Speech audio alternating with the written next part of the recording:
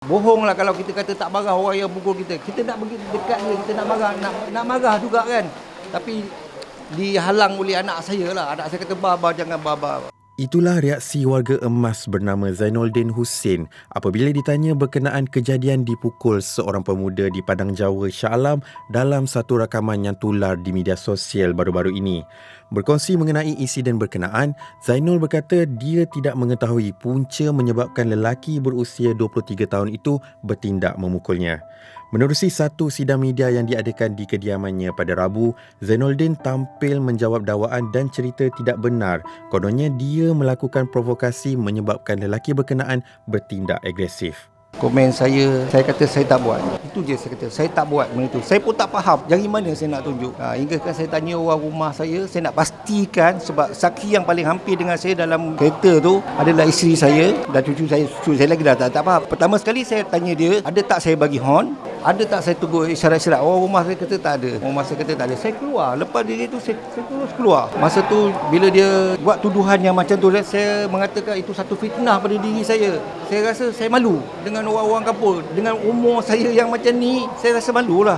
Jadi saya nak betulkan keadaan. Jadi saya kata, kamu fitnahkan saya cakap saya. Kamu fitnah saya cakap macam tu. Boleh Pak Cik bagi tahu kecederaan yang Pak Cik alami? Kecederaan yang saya alami tu pertama di bahagian mata, kepala, rahang saya ni sakit dan busuk sebelah kiri. Ada orang kampung yang datang menyerang budak tu beramai-ramai. Dia macam menyebelahi pihak Pak Cik lah. Jadi apa komen Pak Cik? Pada saya, kami penduduk kampung ni, Padang Jawa ni macam saudara semua. Sebenarnya orang kampung tak nak serang dia pun. Tapi orang kampung cuba menyeleraikan keadaan, nak menyenangkan keadaan. Tapi si pelaku bertindak agresif. Dia tak boleh terima. Dan ada yang nak melarang, nak menyeleraikan dia pun, nak misalkan dia tumbuk orang tu.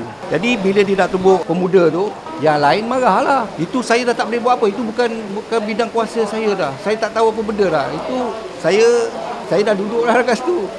Saya tak boleh buat apa sebab saya dah ada yang bagi rawatan pada saya. Sebab saya dah berdarah sini kan.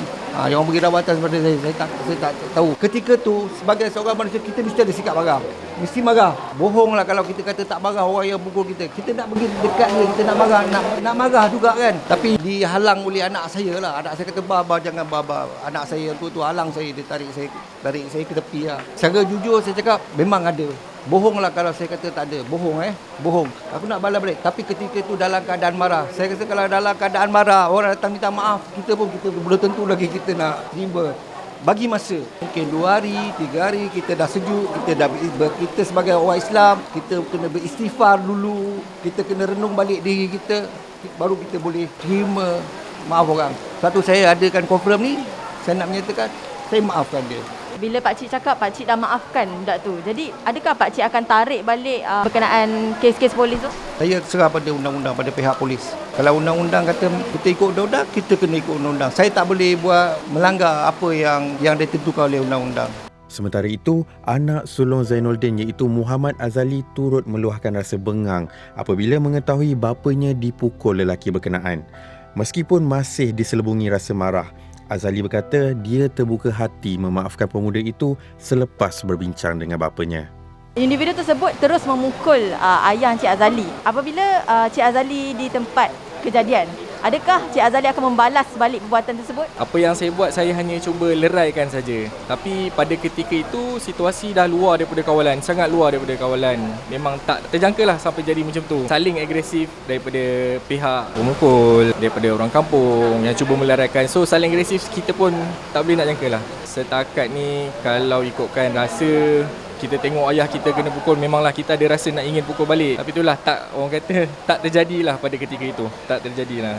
Jujur saya cakapkan, pada ketika itu memang marah, sangat marah. Tapi selepas melihat situasi ayah, selepas berbincang dengan ayah pun sudi untuk memaafkan dengan belapang dada seperti yang dikatakan. So kami terimalah dengan hati yang terbuka. Walaupun terus terang cakap masih ada rasa marah. Ayah kita, saya yang menguruskan, menghantar beliau ke pusat dialisis. Kita jaga kesihatan dia. Sampai masa ada orang luar yang sampai hati pukul orang berumur macam tu.